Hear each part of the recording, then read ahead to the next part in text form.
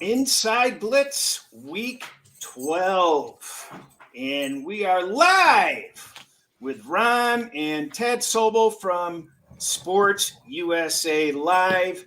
We hope you're not nervous being live here. I hope your 25 years on national broadcast with the NFL has prepared you adequately for this.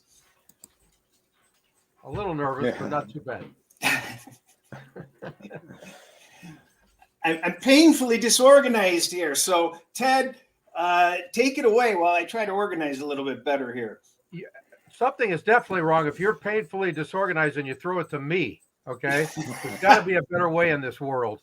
Happy Black Friday, everybody who's out there shopping today. And I know you guys are shopping for lines, and maybe you'll get some quality lines.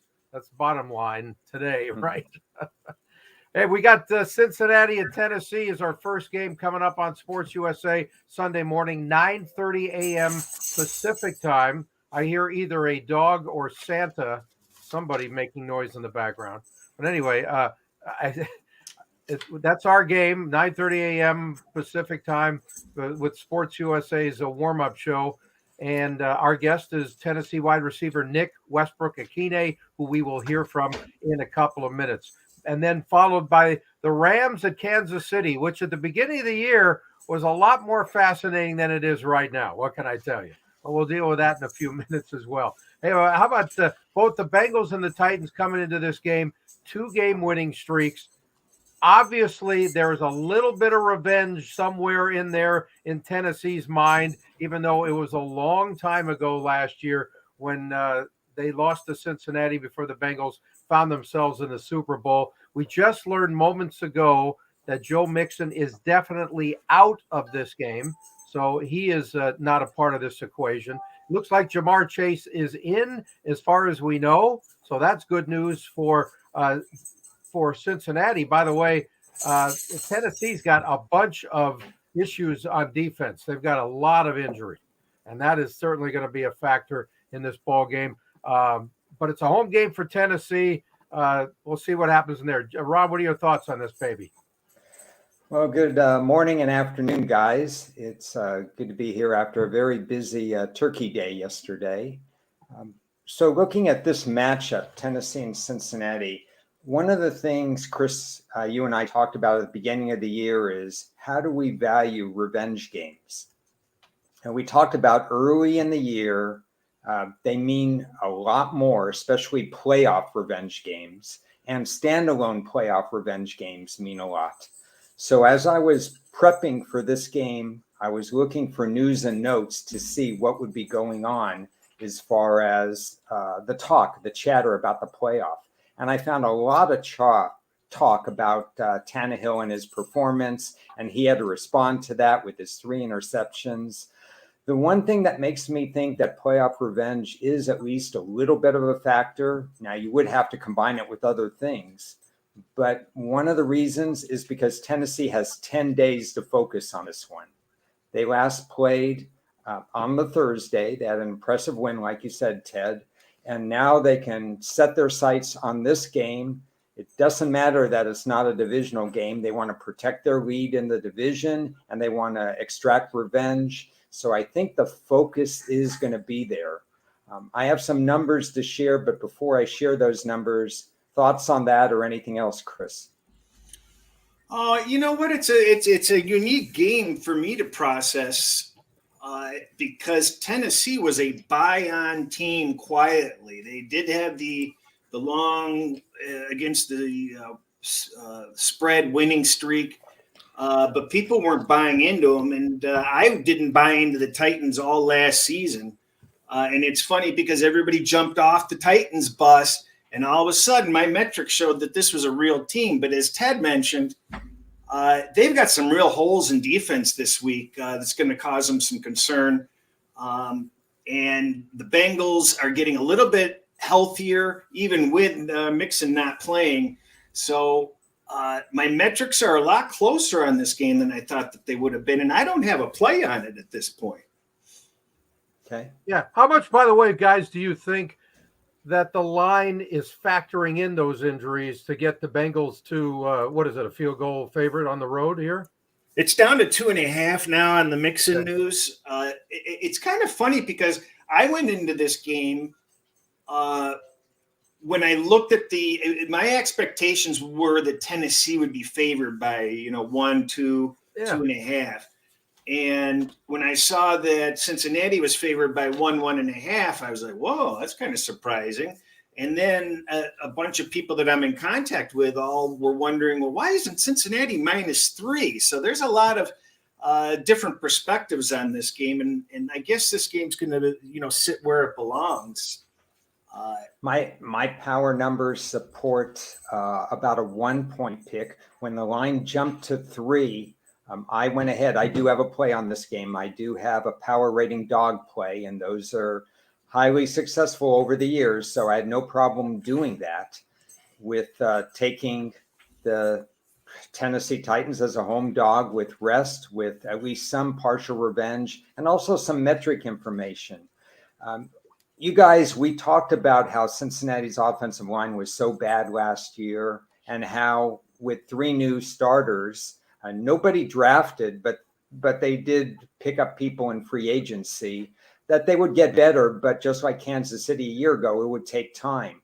So piggybacking on what Chris does, the first 5 game splits for Cincinnati, they had 8 sacks defensively and allowed 19. So where are they the last 5 games defensively? Another 8 sacks, and offensively allowing another 15 sacks. So there's not a lot of progress there. 16 defensive sacks, 34 sacks allowed. And Tennessee is a slightly above average team at pressuring the quarterback, rested. You did talk about injuries, but everybody who is playing has 10 days to heal. So I think the fact that the line of scrimmage is going to favor Tennessee, the fact that Cincinnati is maybe to the benefit of Cincinnati, they'll have to be pass-centric without Joe Mixon, based on the news that you're telling me. I'd rather have Mixon playing, to be honest. But with the line value and everything, that's where I am, and I'm curious to see. I have no clue as to what you asked your special guest, but I'm curious to see what he has to say. Yeah, me too. I'm curious because I forgot. It was 2 days ago. It's been a long 2 days since Thanksgiving. You want to play Nick Westbrook Wk, receiver of the Titans, who had a couple of TDs on 10 targets in the last 2 weeks, finally coming on strong there, Chris. I sure will, as my delayed computer. I have you back. How are It's a little slow, but here we go. The tape delay.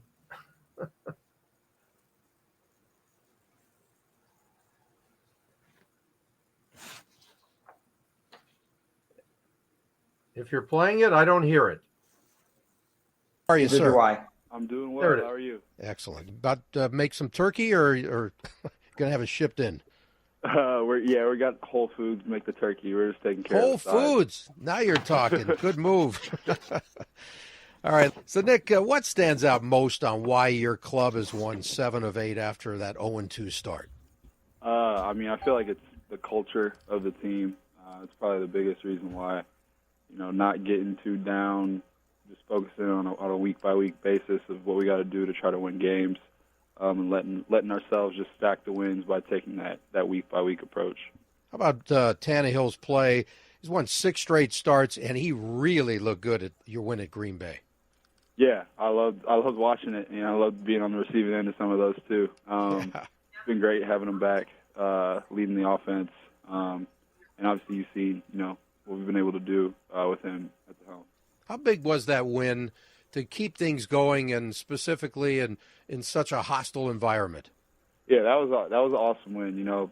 Thinking back to, at least personally for me, back in 2020, we went there and it wasn't the same result. It was cold. It kind of had some playoff type atmosphere to it. It being a night game, it's cold. It's in Lambeau, place you always see these playoff games. It had that kind of vibe to it for me, and it was just awesome to get a win there. Against a good team, good defense, and Aaron Rodgers always still got it. So it was awesome just to see us, step up and put a complete game together. What about playing a Thursday nighter at Lambeau this time of the year? Besides the cold weather, short week, and then you get some much-needed rest. How are you guys recovering from that? Yeah, we took, I feel like, the time we needed off to reset, but then back to work now and going to enjoy, these practices now, enjoy some Thanksgiving, and, get back to work again on Friday. We're with Tennessee receiver Nick Westbrook Wk, and you got 2 touchdowns on 10 targets in the last 2 games. Outstanding. After a few of the previous 3 where you're not getting so much. So any specific reasons for that? And do I need to call Tannehill and say, hey, you got to throw Nick the ball more? No, you don't need to do that. I feel like, that's just the nature of this game, especially at receiver. You can't really there's nothing you can do. There's a lot that goes into being able to pass the ball well. And so for me personally, I was just trying to take it, like I said, a week-by-week approach, letting the opportunities come to me, because if I try to force it, it'll just make it worse. So that's really what I was doing, letting the opportunities come to me and making the most out of those. There's a guy who's a wideout. Do you ever find yourself like looking over your shoulder as a fan, watching what Derrick Henry does, and even throwing for TDs these days? Yeah, I love watching Derrick play. He's the best out there right now. He's just killing the game, and it's just awesome being a part of the team and trying to help him do that. Blocking for him, blocking downfield. I want him to score as many touchdowns as he can and try to build that Hall of Fame ballot. I think that's a lock. Nobody's like him ever. He's unbelievable. So what's the first thing that comes to your mind when you think about the last time you faced the Bengals in last year's playoffs? Obviously that's a game we wish we had back, but it's a very different year this year. We can't really focus too much on last year. We got a different team composed of a bunch of different guys that weren't even here last year. And so it's just really just, like I said, trying to get another win and keep stacking them. And biggest challenge against that Cincinnati D, specifically if your center can't go? Yeah, they got a great front. They're great all around. We saw it last year, and I feel like they've kind of carried that into this year. Just playing solid defense. They're really good at disguising coverages and giving different looks for a quarterback and an offense to try to read. So, they do a good job of, like I said, disguising coverages, and we just got to be on our P's and Q's and trust our game plan and our rules and details and let those come to life. A couple of things real quick here. Jamar Chase, we just learned, is supposed to play against you guys. What do you see from his game as an outsider? Yeah, he's a great player. I love watching his highlights, every Sunday, when he's playing. He makes a bunch of great plays. So, real dynamic player. He's special when he gets the ball in his hands. So, it's awesome watching him. I hope, not hope, but I trust our defense is going to do the job so I don't have to watch his highlights on Sunday. You got it. Last thing, Nick, does being the least talked about 7-win team and division leader matter to you at all? Not to me, no. What matters at the end of the day is, who's winning the games later on in the year, into January, into February. So, we can talk about that more probably once we get down that road. Yeah. Well, hey, it's just win, baby, right? Exactly. All right, man. Thanks a lot. I appreciate the time. Happy Thanksgiving to you guys, and stay healthy, man, all the way. Yep. Thank you. Happy Thanksgiving to you. All right. That's Nick Westbrook Wk of the Titans. Real good guy. Again, we spoke to him a couple of times. I think one of the things I'm getting out of this game and listening to the other players and coaches talking about it, nobody wants to use the word revenge, which is fine because that's typical. But I'm just wondering what's really going on in their hearts and in that room. Once that game starts, that's all that really matters. It's been a long time since he said it. There's a lot of new players, but I guess TBD, right, Ron? Really, the game hinges on Tennessee's ability to contain Joe Burrow. Figuring that he may be throwing as many as 40 times in this particular game, they're going to have to stop the long ball. Burrow can get very much in rhythm with his receivers. And if he has Chase back, even if he's more or less a decoy, maybe he's on a snap count or something like that, there's going to be targets all over the field. And Tennessee's pass defense is, roughly slightly below average. So an area they have to worry about, but obviously Cincinnati has to worry about Derrick Henry. Ryan Tannehill will be focused. Hopefully he'll play for Tennessee's sake, a better game. But ultimately, Cincinnati's offensive line is going to be put to the test in this game. Yeah, big time. And by the way, Burrow stressed that it's an important way to win this game is to get off to a good start, because they don't want to see that just hand the ball to Henry over and over and over again, work the clock and just shorten the game. Ron, you mentioned that you thought Chase might be a decoy. You don't think he's going to be a significant factor in the game? Well, I'm sure guarded about his health, depending on how. I mean, we'll know early on how many snap counts he gets in the first quarter and something like that. The fact that they say he's playing and all systems go, I take that with a grain of salt until I actually see what's going on. Whether I get some word in warm-ups. The beat writers are on Twitter. You can get some information that way, or you just watch the first few minutes of that game. So I'm not convinced that he's going to be the focal point. I'm not convinced that he has to be with Boyd and Higgins alongside. He doesn't have to be. So it's not a major factor for me in that. What is more of a factor is how do they come off a divisional game? One other factor I didn't mention is they just played at Pittsburgh, and they played a wonderful game at Pittsburgh, which, as we talked about last week, I greatly appreciated. And, it's Pittsburgh Cincinnati games are always interesting, and now they have to refocus and get ready for Tennessee. Yeah, well, it's a good refocus, though, because obviously when you're playing a first-place team on the road, I don't think it's going to take a whole lot to focus for this baby. The expectation, and especially the way Tennessee plays, what they're going to do offensively. It's about Henry setting everything up, and we'll see what they do with it. Yeah. One of the most important positions, if not the most important position outside of quarterback, is the center. And when a center goes down in the middle of the game, boy, that really sets off the warning flags. But the center is going to be out for Tennessee this week, if I'm not mistaken. And do you get that concerned about it when a team has, a full week or two, preparation for that person to step in? Ron? I will have to do some research on that to see how much the backup center has played. Well, the backup center played last week for the first time. They moved him over from, I believe, right guard, Okay. Brewer's his name, and they were really happy. They didn't have any issues that they thought they might have, so that was good. The good news is Cincinnati has 16 sacks in 10 games, so pass pressure won't be the issue. The question is researching Brewer to see if they drop off in the run blocking for Henry, because Henry is, at least when he starts out, more of a straight-ahead power runner, and so the center does come into play. So my issue isn't going to be whether he can pass block, but whether or not there's a decline in run blocking. Yeah. Well, I think I feel a little bit better about the Tennessee side. I may throw something in with a front end teaser position into something else I'm playing in later. Any other? You've already said you're on Tennessee, Ted. Do you like this game at all?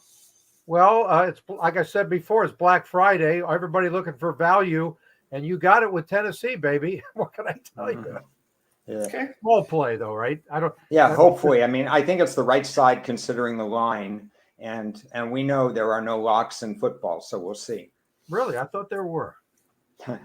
This is our first live YouTube. It appears we can take questions, so if anybody watching wants to throw That a would be question great. or a comment, I think we'll get it. Please do. Now we move on to the Rams and the Chiefs. I don't know how much we can talk about this game. This might be a short topic. I don't have much to say. Ted, you're working the game. Tell us all the interesting aspects of this game that we're unaware of. Well, I think there's only one interesting aspect. How's Bryce Perkins going to do as the starting quarterback for the Rams this week? I watched him in preseason a few times in person. Interesting, very athletic guy. Actually looked really good against what I like to call third and fourth stringers during the preseason who are now working at 7-Eleven serving Slurpees. So I don't know exactly if you can compare what he's going to do during the regular season against the Kansas City Chiefs, who are a pretty damn good team on the road. So good luck, Bryce. Look, let's face it, Matthew Stafford has got some physical stuff going on. Stafford, they're saying, is still in concussion protocol, but they're saying he doesn't have a concussion. He has a neck problem. So whatever that's worth. My question with Stafford is, with some of the comments his wife has made, I'm wondering about the longevity of his career. I really think there's a reasonable chance he may just call it quits a lot sooner than later. Doesn't need the money anymore. And he's seeing some injuries that obviously you don't want to linger for the rest of your life. So that's one of the deal. The other thing is, I love the fact that the Rams signed some guy. Have you ever heard of him, Ron? Case Cookus, who played USFL at Northern Arizona and is a local Southern California guy from Thousand Oaks High School. You know anything about Case Cookus, which is a great name after all that cooking on Thanksgiving? Yeah, I did scout him way back, so I do know a little bit about him. Obviously there's a reason why he wasn't drafted straight into the NFL. You think? So, yeah. So, by the way, he's been on 4 NFL rosters. I'm not so sure if it's minutes or hours, but he was on some rosters. Yeah. Practice squads, they're larger now, and it's a way to bounce around, and maybe you bloom later on. I think a little like smart Canadian enough, you pick up the too. system. Buy-in for the Rams, I'm really questioning how much buy-in we're going to have the rest of the year and in the future. McVay flirted with retirement and career in broadcasting. I think he wanted your job, Ted, but no, he didn't. Yeah, okay, well, not for my money, he didn't. With a few extra zeros, maybe, but so he flirted with that. You even had Darnold saying this or that or whatever. Now you have Stafford, who seems to have lingering injuries at so many different places. September, July, whatever surgeries. You have people like Cam Akers who wondered what his role was on the team. There's just too much going on there. And Ramsey was called out, I believe, either this week or the last week, or he certainly didn't look good in coverage last week. Either they bring their A game against Pat Mahomes or they're off the field. And but what is their A game right now? That's seriously, what is the Rams ceiling now? They've got, no Cooper Kupp. They don't have a running game. They don't have healthy, quality A1 type receivers, and their defense has been very average. Well, for me, one last point before I throw it over to you guys, it's really about getting Aaron Donald and getting Jalen Ramsey and saying to them, you take over the game now. You're paid all this money. You're the best at your position or the top 5 at your respective positions. You go in there and show the youngsters what you're capable of. Just take it over. Do what you need to do. Overextend. Because without it, it's just going to be a routine beatdown. And I have no interest in this game whatsoever, but it's just fascinating. The Rams' mindset is just not good. No interest. Does that mean you're not going to be listening to my broadcast? I'm not happy about that. I'll solely listen to your broadcast while doing other things. By the way, we appreciate that little note that we got sent in on the text there that Mr. Cookus was pretty good in the USFL. So whatever that's worth.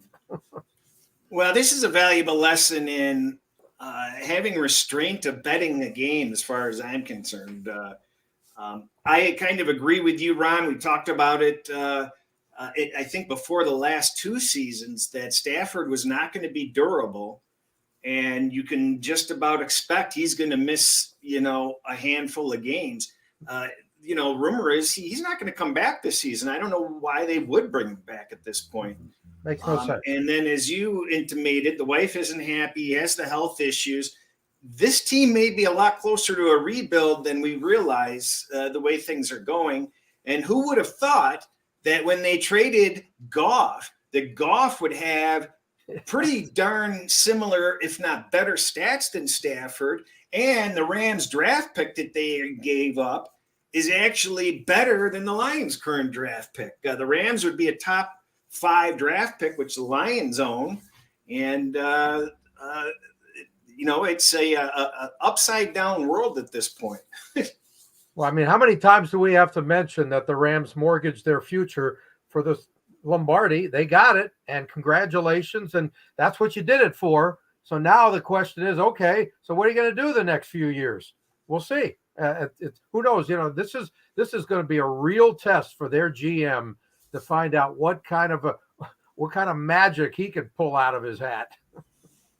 Yeah, the Rams were one draft deadline or trade deadline disaster from giving up another 2 picks to get another edge rusher, which would take the pressure off Aaron Donald, but wouldn't make them a complete team by any means. They would still have offensive problems. They would still have quarterback injuries.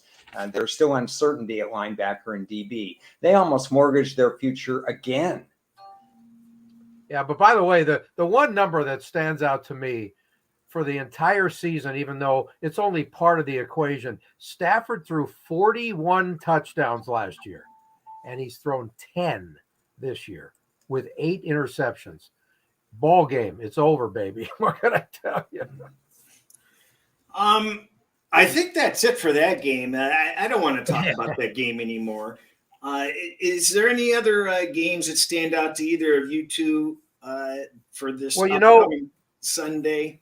I've got a few games that I'm looking at, but I'm thinking week 12 also. Is this the week that is likely the end to any possible playoff hopes for a bunch of teams, where you think like, okay, this is where they hit the wall and they know they're not going to make the playoffs, even if they go on a run?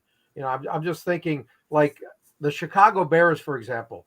We mentioned it the last few weeks. Justin Fields is banged up. Obviously, he's got a left shoulder injury. We don't know if he's going to play yet. He wants to play, and apparently it's up to him. I keep reading that. I don't know what that means, but whatever. Anyway, they're playing at the Jets this week. They've lost 4 straight, have the Bears, right? And they've dropped 7 out of 8 games. And yet, why would you play Justin Fields in this game? And you know what his game is all about. You're going to risk further injury against a team that the Jets have, starting to do a little bit of a tailspin. And they got Mike White at quarterback, not the former Raiders head coach, by the way, who's a little bit old to be starting these days. Yeah, that game is interesting because you might have 2 backup quarterbacks. Yeah, maybe. The Jets and the Bears. And Trevor Siemian, Mike White, I actually feel extremely comfortable knowing their games, and might have more to say about that on Twitter as far as any props and stuff like that, because I think I can get a pretty good handle on this particular game. If you mention teams in peril, obviously if Green Bay loses to Philadelphia, what do they have to play for? Rodgers is not always forthcoming with information. Now he tells us he has a broken thumb. It's almost a precursor to say, if we lose to Philly, why don't I just take the rest of the time off? Yeah, maybe. Which does not do me any good because we've got them next week. We'll be talking about that in a minute. I'm hoping to get Aaron on with me next week, but if he doesn't play, that's a whole different story. Against the Bears, by the way. What do you expect out of Green Bay this week, Ron? Because I'm on Philadelphia in money line parlay and maybe a teaser. I'm a little apprehensive about Philadelphia at this point because it seems like their high-octane offense has kind of disappeared, and people have kind of figured out how to defend it a little bit, and it's they've been brought back down to earth a little bit, and this is absolutely the last possible straw for Green Bay to do anything. What are your expectations for this game? If I'm right, that's Sunday Night Football? It is. That's correct. Yeah. Okay. So by that factor alone, I think you get Rodgers' best effort. Right. He's a very sensitive guy. He's going to be on national TV. There's no other game. I would be more interested in Philadelphia in a dead afternoon game buried somewhere else where Rodgers isn't in the not to say that Rodgers will get it done, but I think you'll get their best effort in this particular game. Philly's been living off turnovers, plus 12 turnover ratio, it was plus 15. You saw what happened the last 2 weeks. They've struggled when they haven't won the turnover battle. So if Rodgers protects the ball and has one of those Aaron Rodgers games in prime time, I would understand the worry with taking Philly. Yeah, and Packers are 1-4 on the road this year, and I think that tells you all you need to know there. That's really a disappointing performance by them in so many different ways. Another game I'm looking at is Tampa Bay at Cleveland. What do the Browns do here as far as the week before they finally get to see what Deshaun Watson looks like in their uniform on the field, and he gets to do it at Houston next week, right? So that's going to be a weird one. I'm sure we'll talk about that next week as well. But is this? I keep talking about their head coach in Cleveland has got to be on the giant hot seat right now. They just stink. They've just played awful. They're a huge disappointment. We're beating a dead horse on the topic. And last week was, I forget what their last game was, but just another disappointment. I think, they had the great performance against the Bengals, and then you kind of expected them to do better. I think it was Miami, and Miami just ran all over them. And the fact that Cleveland was unable to do anything against a Miami defense really says something about that team. So offensively and defensively, I think the Cleveland's head coach has run its course, frankly. Yeah, I don't know what Tampa Bay's off a bye here, too, which is nice. For the holidays and all that, they should be coming totally refreshed. They've won 2 straight against the Browns team that's dropped 2 in a row. I don't like anything Cleveland's doing right now. This will be really interesting to see. At 3-7, who cares if they lose this game at 3-8? Deshaun Watson comes back. Well, you think he's after a 2.5-year layoff, he's just going to show up and just run the table? Good luck, guys. I think, Chris, you nailed it in terms of after that performance against Cincinnati. Cleveland looked like it had righted the ship. They did everything right in that game. And then to look so bad after that gives me the impression something's missing. Without going into specifics, Tampa qualifies in 2 outstanding situations against Cleveland this week. Appreciate the question that's down below. Are Tampa and are Denver and Indy automatic underplays? Sam Darnold is the starter now for Carolina. Yes. And so what you have with that is a little bit more variance because Sam Darnold is better at stretching the field than either of the other 2 quarterbacks that Carolina's used. He's also better at throwing to the other team than either of the other 2 quarterbacks. So if you're going to have score variance because he's going to throw a rusty pick 6 or something, I'm a little less inclined for the unders there. On the other hand, the Indy Pittsburgh qualifies as a pretty much, again, you have to worry about the rookie quarterback throwing interceptions, and he has thrown, Kenny has thrown a few. But overall, that particular game does qualify in the under mode, especially with Matt Ryan managing the offense, not doing anything crazy. I think I would have a strong lean to the under in the Monday Night Football Pittsburgh-Indy game. Yeah, Denver at Carolina, it's almost hard to, even though Denver's offense has been awful and hard to watch basically most of the season, when you have 2 teams that are going nowhere here and you're wondering if their defense is really going to be or will be factors at all, I'd be afraid to play the U's at this time. I have to point this out as you ridicule Denver's offense. Can you believe there are 2 teams that I have listed with a worse offense than Denver?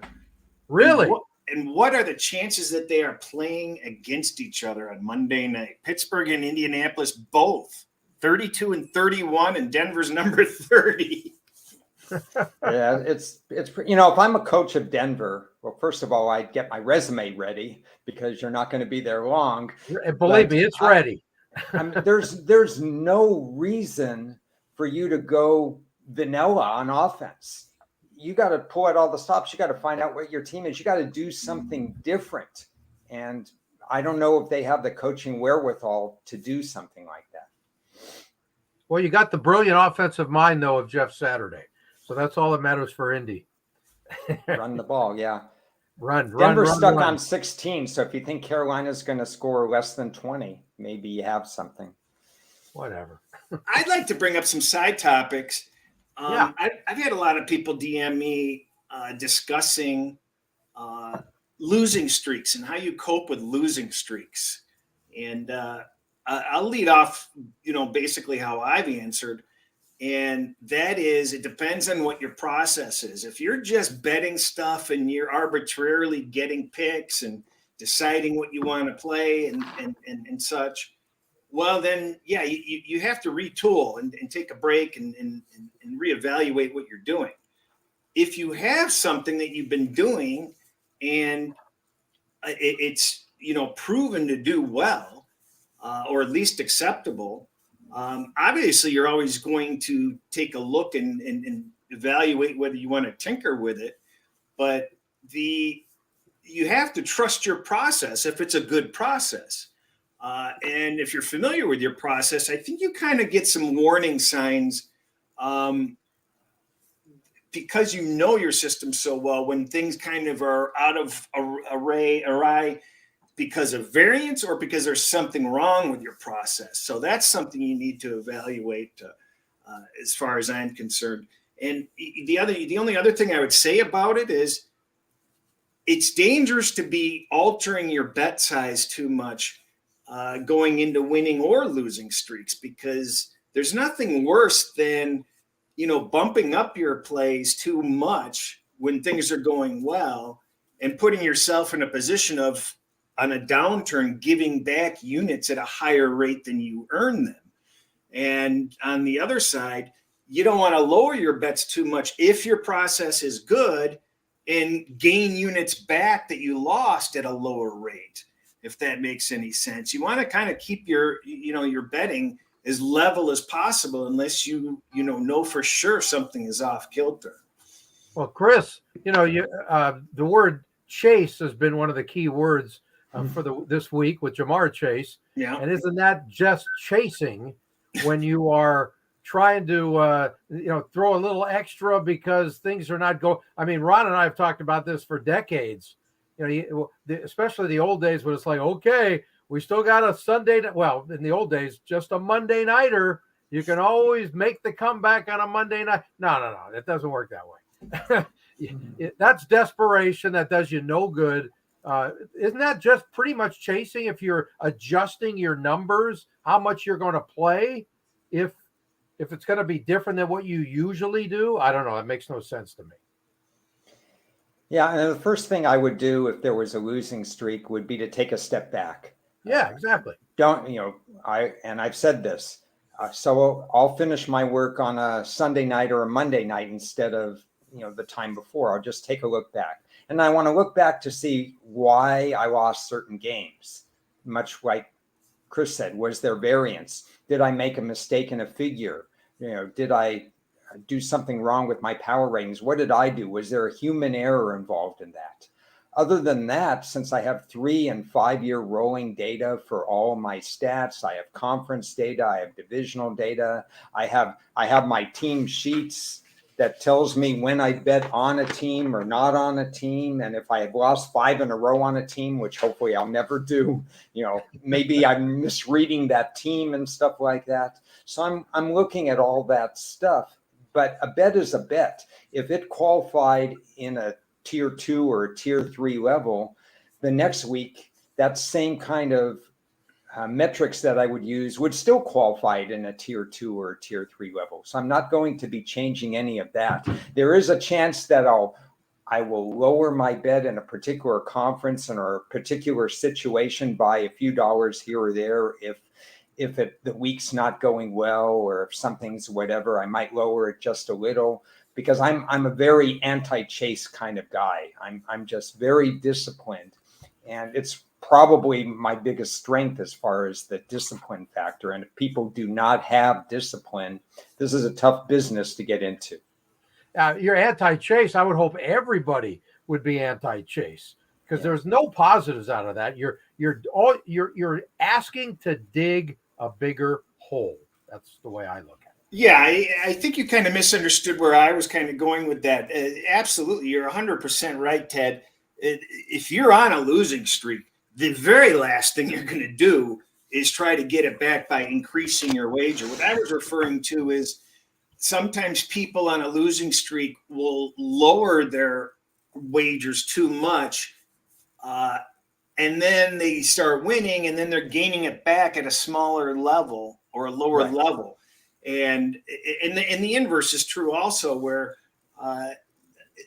you won a bunch of units, you bump up your bet, and you go on a losing streak, and now you're losing at 1.25 of units versus what you already did. So if your process is solid, you really have to stick with your process and stick with your amounts as much as you can. You have to evaluate whether the process is worth a hill of beans, though. That's the issue. Right. And I brought up the word chase because it is the opposite of trust. And trust is the key word here, right? Mm-hmm. If you don't trust yourself, then you need to back off big time on whatever the heck you're doing. Yeah. It gets back to money management again. Exactly. You know what I've noticed? I got to bring this up. I don't know who's going to see this or not, who buys picks or not, who follows people that give away picks and stuff. I have seen an absolute overabundance of people that sell picks or share picks with stupid bets. And then they chirp and they celebrate that they won. They did 7-point teasers with totals, or they overpaid for this, or they did, a variety. They took a bad number on a game and won with it anyway, or it's just an overabundance of people that think because they won a game, even though whatever they did to win that game was idiotic, they pat themselves on the back.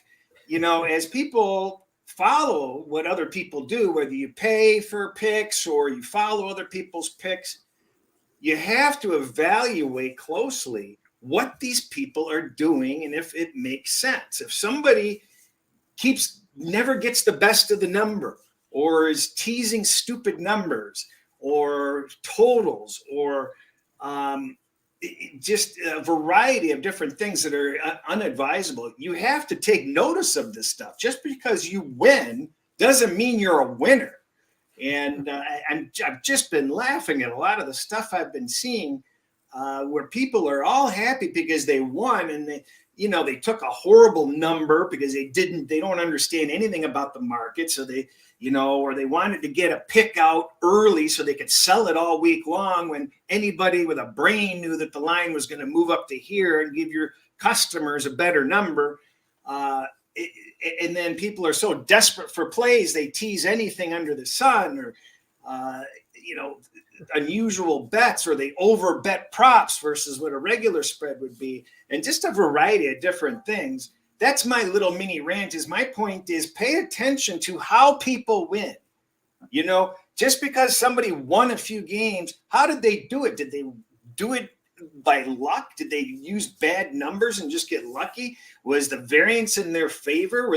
Are they chirping about a game that they shouldn't have won? Stuff like that. Do you guys have anything to say about that?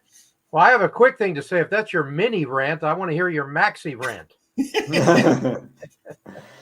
No, I mean, everybody's got the pet peeves in terms of what they dislike in the industry. The thing that I didn't like, which is similar to what you just said, is people padding their records because they bought a point here or there.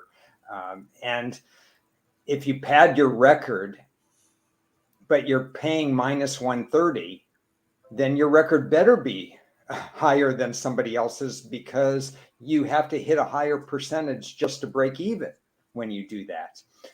The thing that bothered me on sports forums all the years when I used to look around on those, everybody's lock of the year was the favorite minus 10, the favorite minus 12, the favorite whatever. I would say 95 out of 100 locks of the year involved a favorite over a touchdown.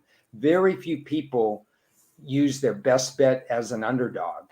And for somebody like me who's kept meticulous records and understands that that's my strength, is picking underdogs, it was both irritating and laughable to see that kind of stuff. Well, that's the old boiler room trick.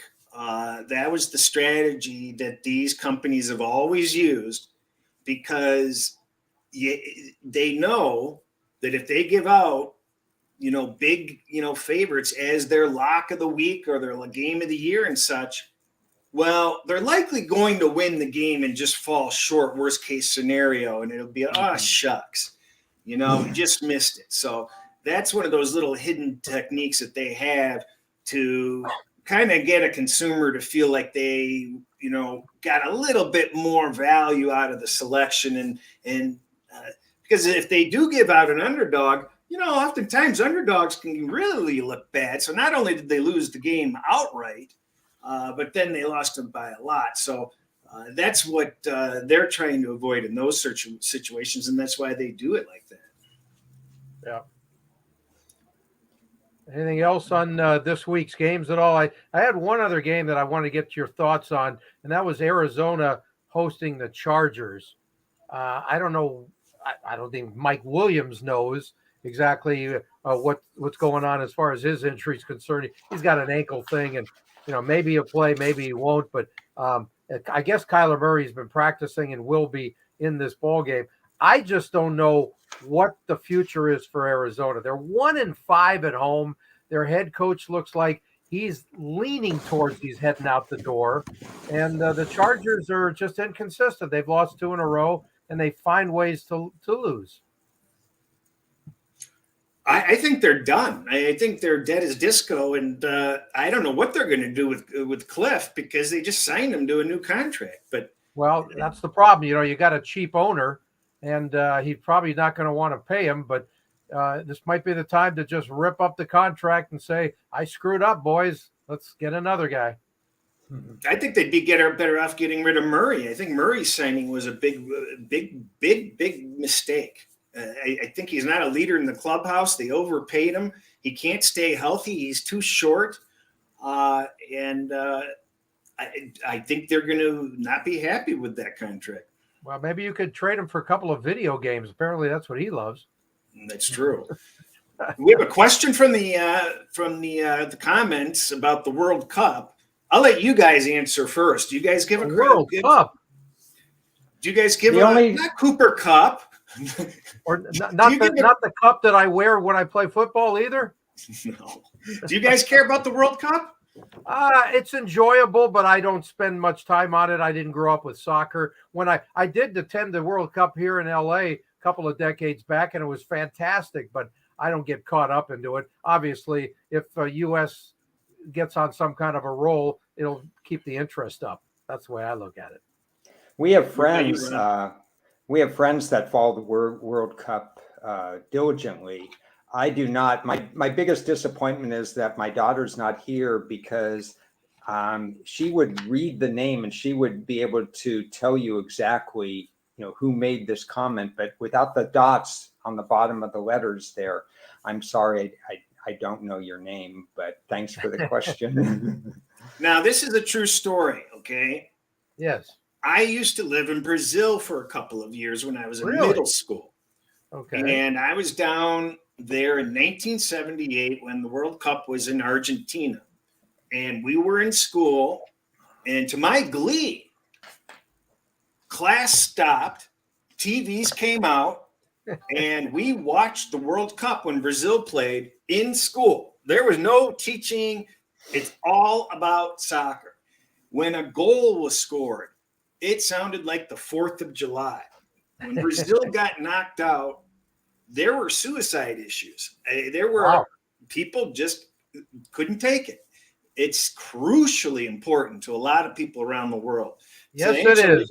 To answer this gentleman's question, compared to the rest of the world, You'd be shocked at how little the average person cares about the World Cup here. But I have a great passion for it. I used to be in Thailand every summer, and the games would come on they would start at 2 a.m., 3 a.m., and the bars would be filled. Even in Thailand, they're not even participating, but every bar is just, you can't even get in to see the TVs at 3, 4, 5 o'clock in the morning. And that's pretty darn cool.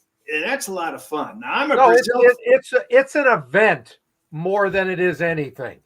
And bottom line to me is, in the United States, if you don't have a winner here, then the interest is just nothing. But if the U.S. does something, the U.S. women's soccer team has caused much more interest than the men's over the last couple of decades. I don't even think it's close. So that makes it more fascinating there. But if you don't win, baby, it doesn't matter around here. I think what really hurts the popularity is every time you turn on one of these matches, these people, if a fly runs into them, they're on the ground screaming and writhing in pain. It's like a shark bit their arm off, for the slightest bit of contact. And that's a huge, huge turnoff for Americans. It is sickening to us. Yeah, it turns me off too. It's I covered the Lakers forever, right? And when we had Vlade Divac in LA for a bunch of years, who ended up becoming the man who gave us Kobe Bryant eventually. But when Vlade would do his flop all the time, everybody would be talking about, that's why we don't like soccer. Okay, yeah.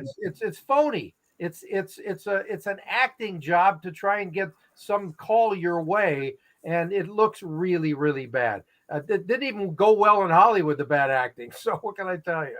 I cannot begin to tell you how we despise it. Americans in general despise it. I mean, you go and you look at a UFC match, just look at any UFC match, and you look at the beatings these guys take, and then they shake each other's hands and hug it out. And then you go look at a soccer match, and I played soccer, and I know what an injury is, and so do all the fans. And the acting is just inexcusable. That's really bad. In California, it's so bad Ron got up out of his seat, and he was flopping right now.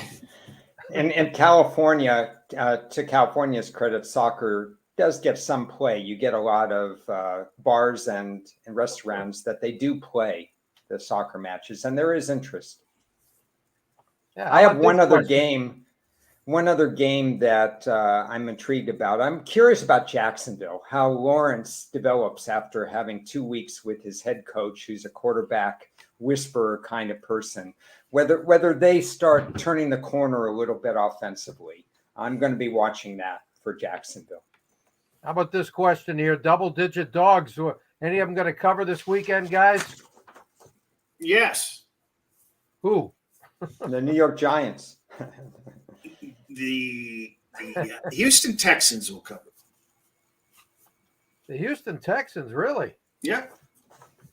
Yeah, Houston and the Rams. Yeah, it's two games that I'm not involved in, so I can't give you an answer for that one. And it's not going to surprise me to see the Rams cover either. Quite frankly, there's certainly no way I'd lay over 14 with Kansas City in that situation. And where's the incentive for the Chiefs to get a blowout? I mean, everybody wants a blowout if you're capable of it, but to me, it's just like, let's just get the win and move on to next week. Mm-hmm. No props that I'm going to mention this week because I'm not quite prepared for that, but there will be some in the Cincinnati Tennessee game based on the fact that Cincinnati is going to be so pass-centric. I will try to post them on Twitter. If we go back to last week, we talked about Zach Wilson going over his rushing number. That happened pretty easily. We all talked about how that's how the Jets would have to stay in that particular game if he used his legs. So we feel good about that one. And there were a couple of others that hit as well.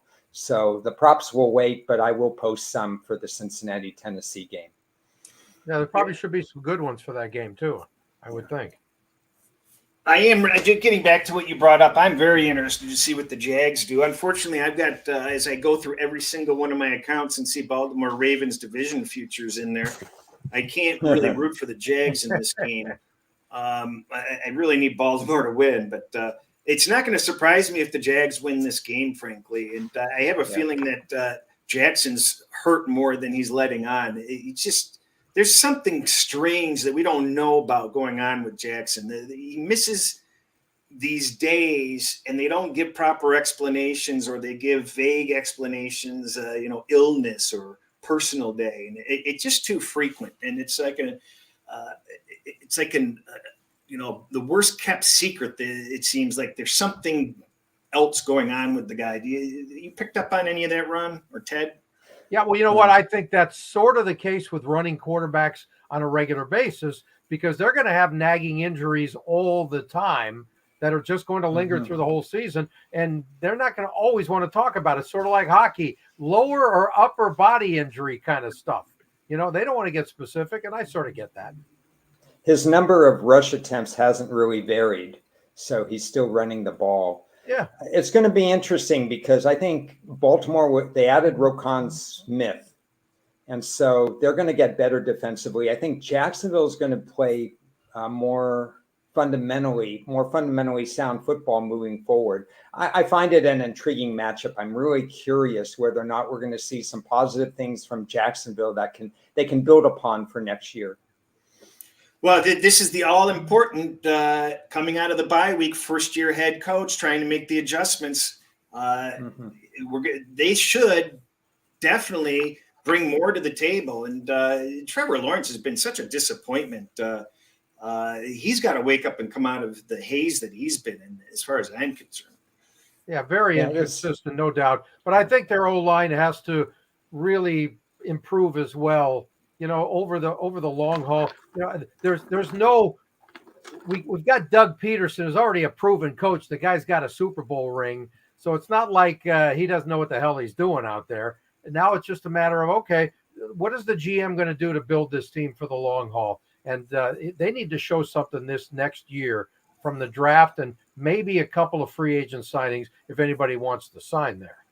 Would agree completely with what you're saying. The offensive line has been virtually ignored, in my opinion, as far as quality talent, even though they're pass protecting for Lawrence, because Lawrence is pretty good at getting the ball out. Here's a fun fact. Lawrence has played 27 games. He's had 3 different head coaches in the 27 games. Exactly. Because he had 2 last year. So, there has to be some continuity for him moving forward. It's not really fair to judge him. That's true. Exactly. Yeah, he's the Sam Darnold of Florida. Yeah. You got a different coach every 10 minutes. Well, you see what's happening with Josh Allen now that he's lost his quarterback coach. He's been really showing. We talked about it last week, and yesterday's game was no prize. Again, more picks, more dumb picks. What do you guys think is to the issue behind this? Do you think losing his quarterback coach that turned him from a 55% completion ratio quarterback into a superstar, and now he's starting to regress, is that coach related? I think you could throw some of that as a factor, but I think it's 2 things that are strong factors. They don't have a consistent run game, so he has the mentality, it's my ball, it's my game, I'm going to run over you like a truck, and I am indestructible, right? I'm never going to get hurt, and he'll go for the extra yard and run you over, and that's not going to work for the long haul, and he's going to get hurt somehow. So that's a major issue. And the other thing is, again, he's got that's a great mentality when it comes to, I can win this game alone, and he sort of did that again, right, with his arm. But he's going to force things. It's the slinger mentality that's going to get you in trouble sometimes when you don't have a run game. Okay, so I agree with those points, and I'd like to add, first of all, on Tuesday we discussed this, and we got a question. We went live on Tuesday as well, and we got a question that said, "Oh, it's only a 1-hour flight from Buffalo back to Detroit," because I was wondering, why are they doing that kind of thing? It's a 1-hour flight, but it's a 5-hour disruption. because you got to drive to the airport. You got to wait for your plane. You got to fly on the plane. Then you got to go to your hotel and all that. And you had to do that twice. You did that from Detroit to Buffalo and Buffalo back to Detroit. And you had to play on a Thursday. And Josh Allen is nursing a little injury as well. So back to your question, Chris. Yeah, back to your question, Chris. I read nothing into that. Now they have 10 days to reset. Yeah.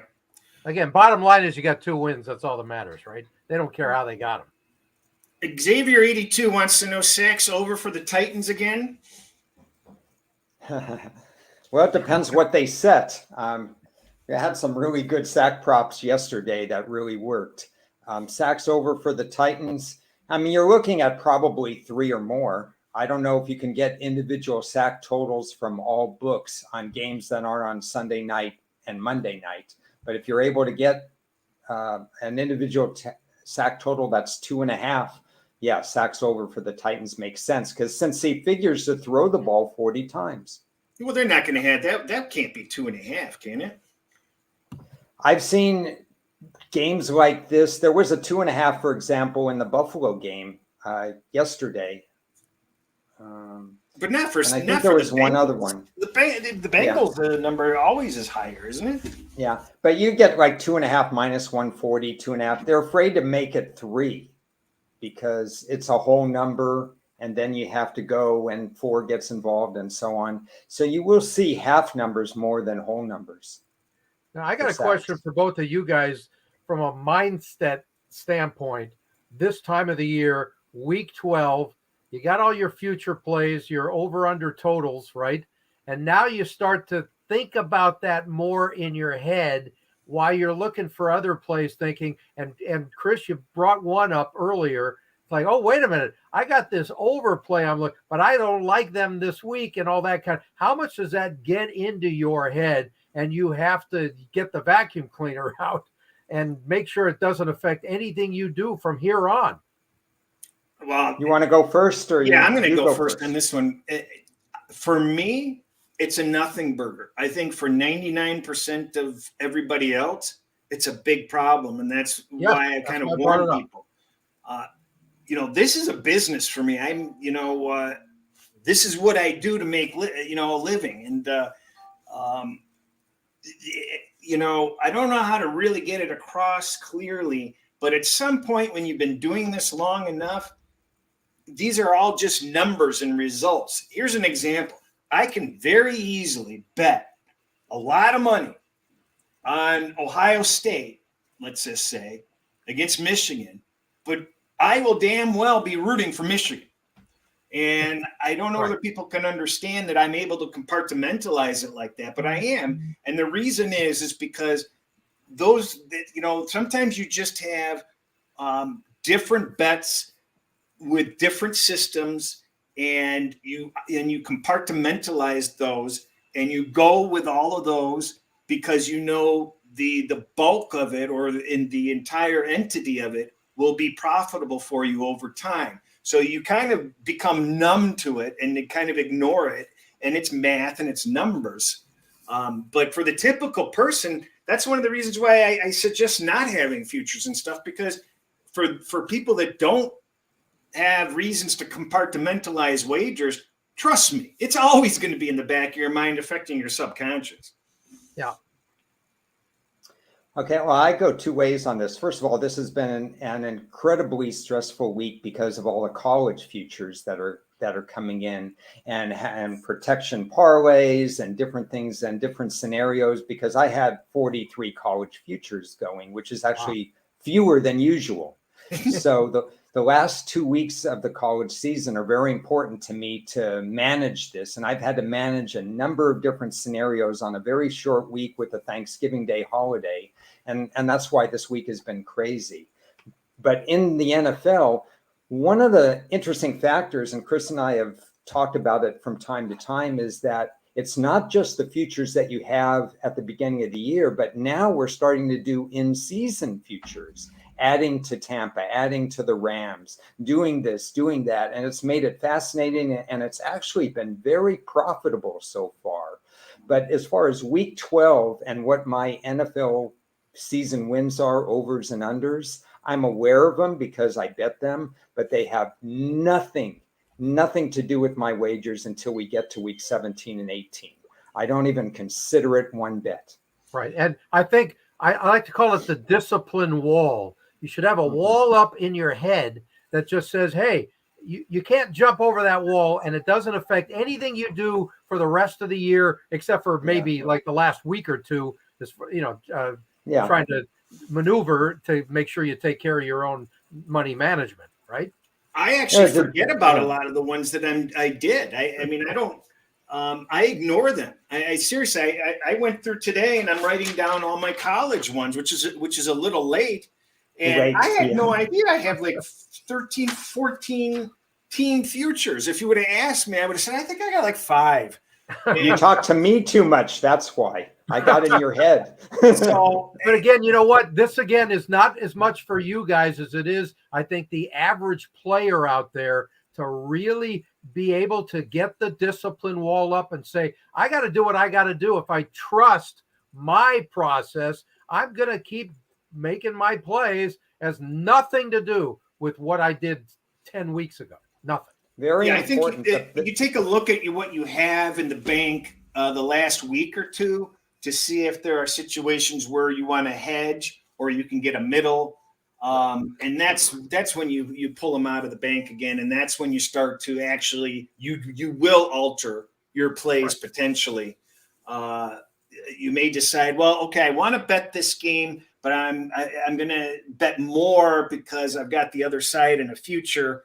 Otherwise I won't get that, the situations like that. Very, very important to remember that the circumstances that one made this future play in August, whenever you made it, is very different than what the team is now.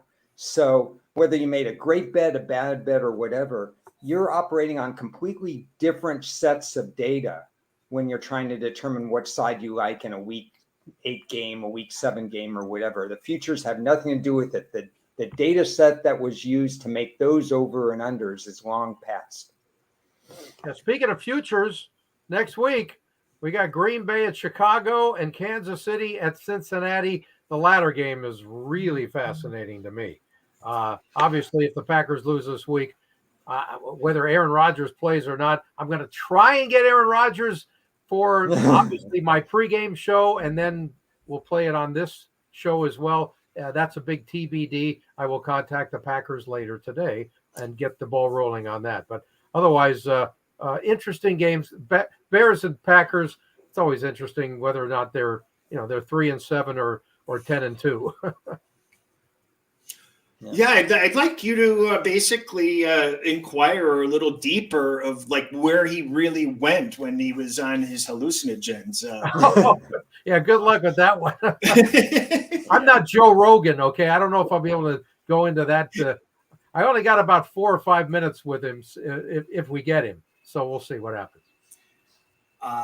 Any final thoughts, Ron? No. Got lots to do still this week, but I'm very thankful that we only have 10 college games next week, and we're back to 14 to 16 NFL. We'll get back on track. Again, with me, I'll stress it again. I'm not going to cut corners.